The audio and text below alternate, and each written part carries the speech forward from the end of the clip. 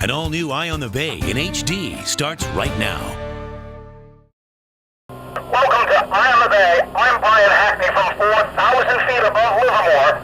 And when I woke up this morning, I had no idea I'd be doing this.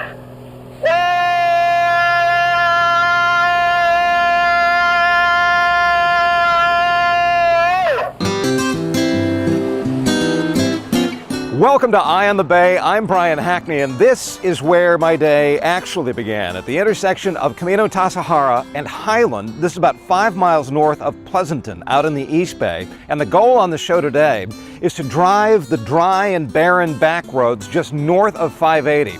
I mean, how many people actually know in the huge population centers to the south, like in Livermore and Pleasanton, that you can actually get in the car and scout out the little farm-laden gems? That's what we're up to on this road to nowhere, roads that will eventually lead us to an old garage, some rock and roll history in the hills, a U.S. congressman who will be standing by, and a party to end all parties at a historic biker bar hidden atop the Altamont Pass. We got a lot to do, so let's answer the most important question.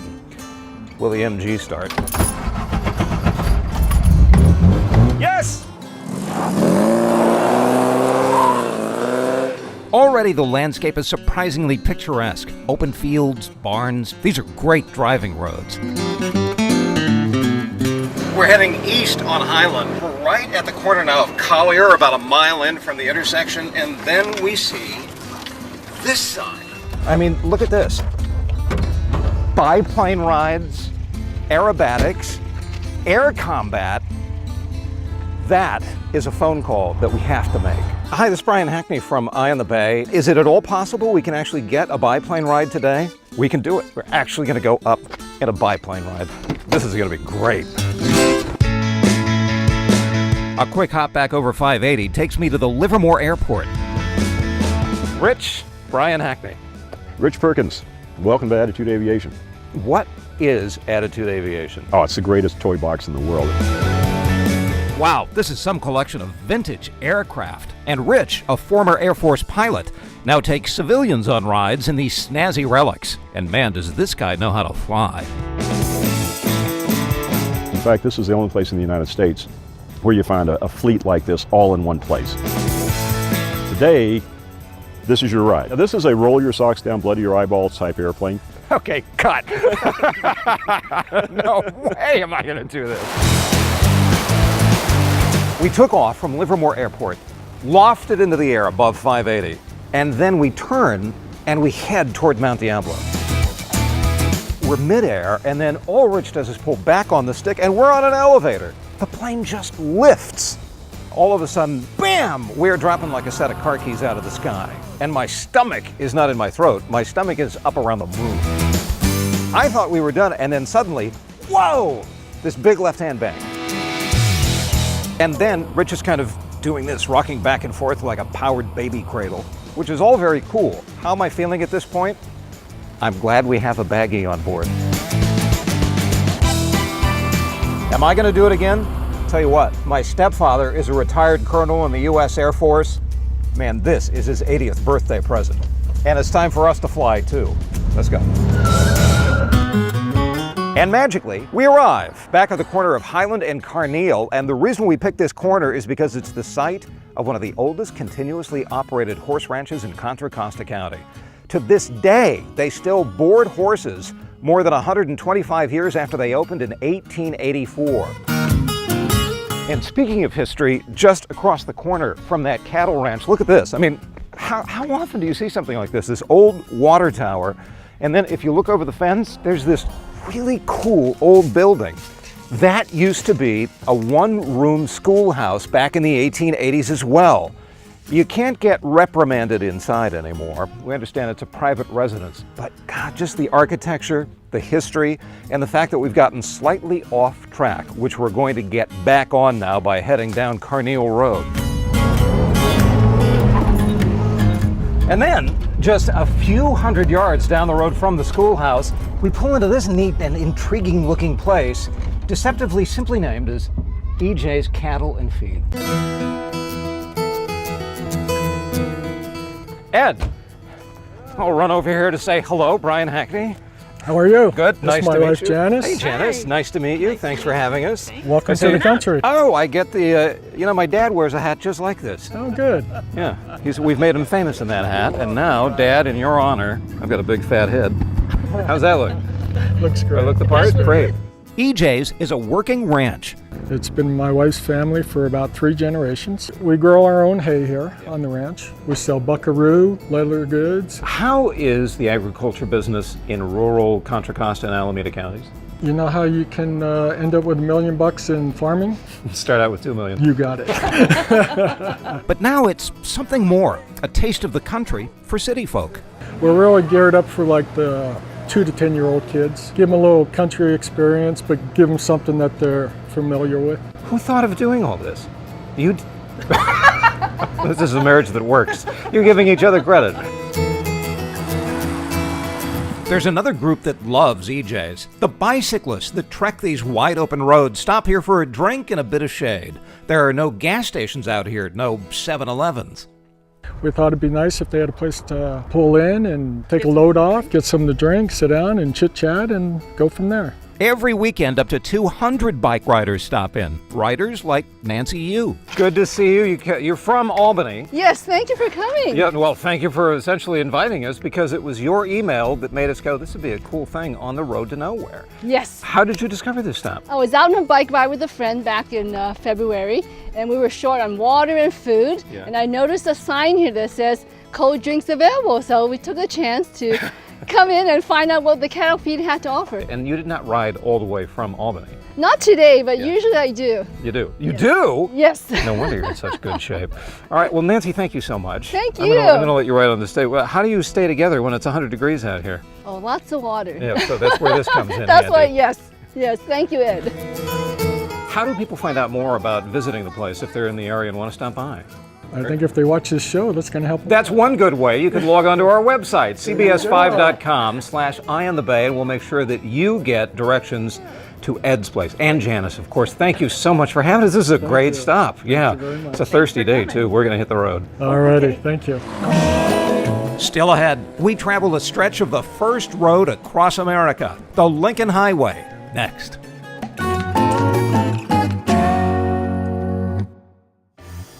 Welcome back to Eye on the Bay. I'm Brian Hackney as we continue on the road to nowhere. These cow-laden, meandering back roads just north of 580 in the town of Livermore are perfect for an afternoon drive. Our journey will soon get hilly, and I hear that there's some cool stuff up in the hills. But for the next few miles, it's flat and, well, kind of funny. I notice that we've crossed over from Alameda into Contra Costa County, and you can tell it by looking at the signs. Contra Costa County line, Alameda County line. But there's another way to tell. Look at the road, right here at the dividing line. Over here, not freshly paved. Here, freshly paved. Contra Costa, in the budget. Alameda, not in the budget. I love these roads to nowhere. I'm just kidding. I'm sure the two counties just pave at different times. Now I motor on down Manning Road, zigzagging onto North Livermore Avenue and May School Road. More cows, more bikes, more barns and landscapes that look like the plains of Kansas. Overall, there's not much to eat on today's route, so before heading up onto the Altamont Pass, we stop at Vasco Plaza along Vasco Road. Lots to choose from, but we saddled up here at Dickey's Barbecue. Brand new to the Bay Area, relatively brand new, but they date back to 1941 when they opened the chain in Dallas. And one of their faithful customers back then, Ronald Reagan, during his 1976 run for the presidency, lost in the primary to Gerald Ford. Got some great barbecue in there, but now we've got to hit the road. And that road takes us onto 580 for a mere 2 exits, North Greenville Road to be exact, and a road that leads us back in time along the Altamont Pass Road. As we begin the climb up Altamont Pass, we're reminded of the fact that the whole reason there's a corridor here, a road, is because of that. The Transcontinental Railroad was first laid here in the 1860s, and 140 years later, they're still using it. And so are we. And the road that we're sharing with the train is an absolutely historic roadway. Altamont Pass Road parallels 580, and it was the road that preceded 580 in a big way because it is the granddaddy of all transcontinental highways. It was the first way that people had of crossing from the East Coast to the West Coast. It is the Lincoln Highway. Opened and operational by 1913, the Lincoln Highway ended near San Francisco's Palace of the Legion of Honor, and there was a rush to get it finished by then, just in time for folks to travel to the Pan-Pacific Exposition in what is now San Francisco's Marina District. While it was open for traffic, this stretch over the Altamont was finally paved in 1917, but the road saw plenty of traffic in the decades before the Model T. Along this road would come stagecoaches and miners for the gold rush. And yet, by 1909, the road saw the first of these automobiles. And that's why this became absolutely critical more than 100 years ago. You see the old Union 76 logo on the building, but it wasn't gas, but tires they were famous for in the beginning. I mean, because if you were headed west back in the very earliest days of that vehicle travel, then you were coming on this road in an old Model T, rocky, bumpy, nothing like it is today. What happened? You blew out tires right and left. And that's what their gold mine was. It is still a garage. And the owner, Joe, fixes everything from Impalas to Cadillacs. Out back, between 1849 and 1852, you'd come to this shed to visit the blacksmith. And then until 1901, it was the post office for the once upon a time Altamont, California. We've got another stop just up the way that is also a very historic site, but first we've got to stop at a place that's a little more modern than the Model T. Yep, coming up, it's the windmills that have made Altamont Pass famous. We get rare access inside one of these private wind farms. And later, some rough and tumble rock and roll history, wrapping up with a visit to a tasty biker bar high in the hills. Coming up.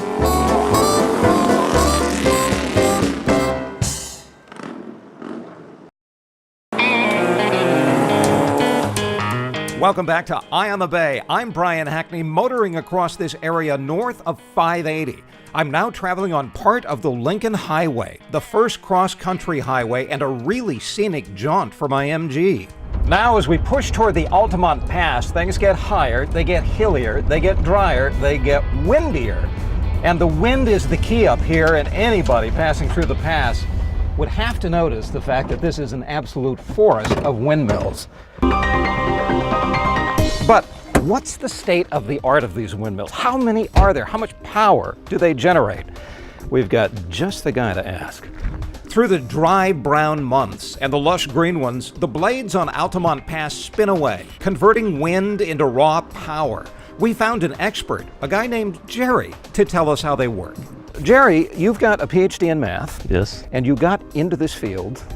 So I want you to tell me a little bit about it. I mean, you know, the field of wind energy. How many turbines are there up here? About? Oh, there's about 10,000 of them or so. That many? The older ones are the little three-bladed towers there. And then the tall ones you see over there with the thin blades, those are the newest technology. Those are the ones I worked on for years. Jerry got into the wind biz in grad school, and it turned out to be a lifelong passion. It was a great way to spend a career climbing windmills and riding over these hills. So let me ask you why this was the perfect place to locate thousands and thousands of these turbines. Where we live, there's usually the high pressure out on the ocean, the marine layer, and the cool air, and then it's hot and low pressure out here in the valley. So the air funnels in through the Altamont Pass. Altamont Pass is one of the first ones that was ever developed in the whole world. Yeah. So we're looking at the place where wind energy really got its start. Could anybody ever plant, maybe not on this scale, something in their backyard like this and reliably store electricity, or is it never going to come to that? Well, no,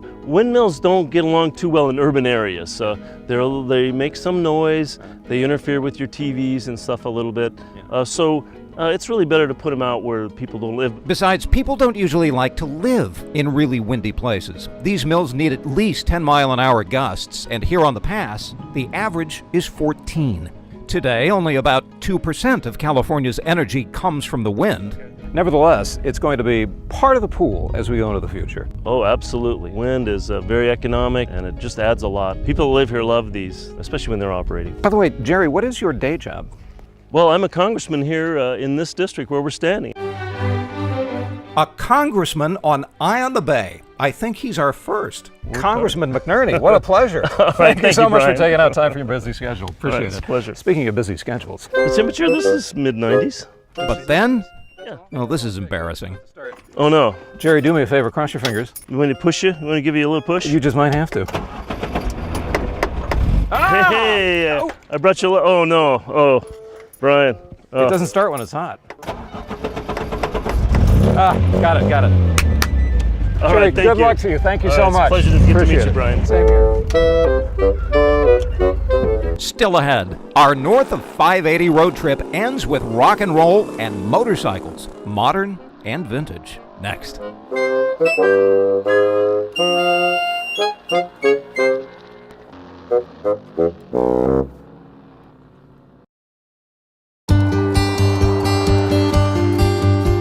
Welcome back to Eye on the Bay. I'm Brian Hackney, wrapping up an MG trip over the rustic roads north of Highway 580.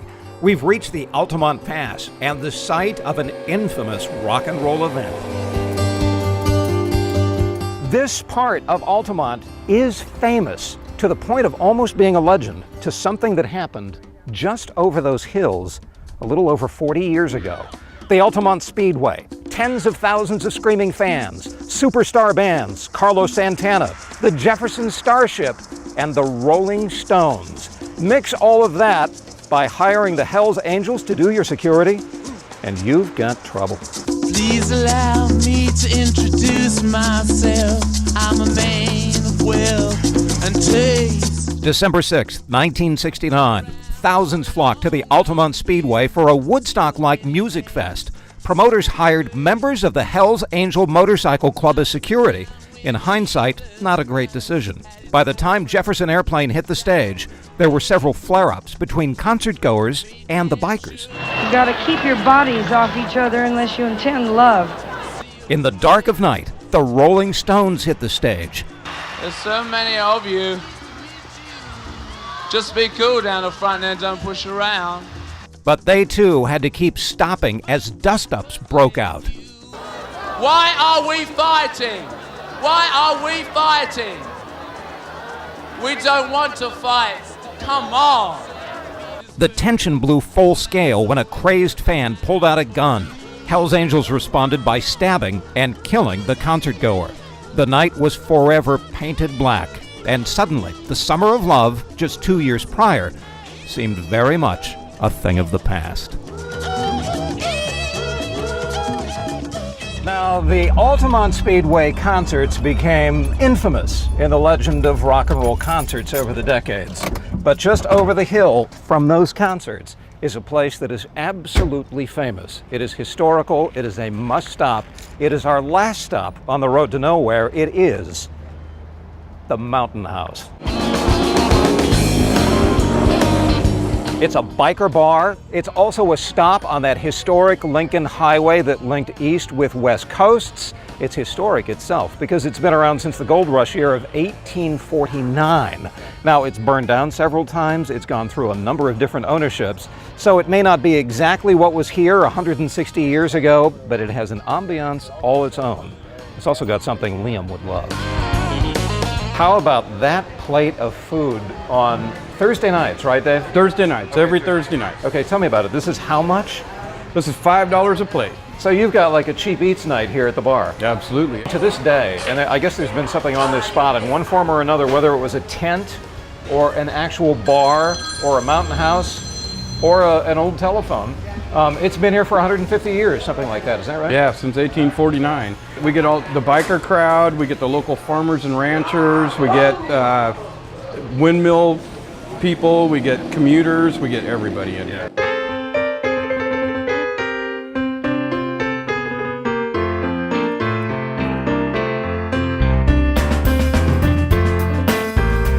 Nice job on the beans, Patty. Patty makes great beans. Patty makes great everything. These people obviously all know each other. What are you guys collectively known as? What is this? Well, the Sunday Church Group. This is Sunday Church, the Mountain House Group. You just have a good old time hanging out, drinking beer, riding cycles, and just, this is just your community. Is that what it is? Yes, everybody looks out for each other and gets along great and give you the shirt off their back. You guys seem like a really good group, and I really appreciate you making the time to come out for us, because you did come out to show us your family. Well, thank you. Thank you so much, you guys. We appreciate it. for joining us. Oh, and also we wanted to thank the owner of the Mountain House, Josie. Thank you so much for having us out here. Thank you, Josie. Josie's the owner. I'm never going to own anything in my life. She's a third my age. If you want more information about anything you've seen during the course of the show, you know what to do. Log on to our website, cbs5.com/EyeOnTheBay. If you don't mind, I'm going to get to my cheap eats with my newly found friends. Really appreciate your watching. Remember, you never know where you're going to end up when you're on the road to nowhere. I'm Brian Hackney. Thanks for watching. Thanks for having us, you guys. Appreciate it. All right.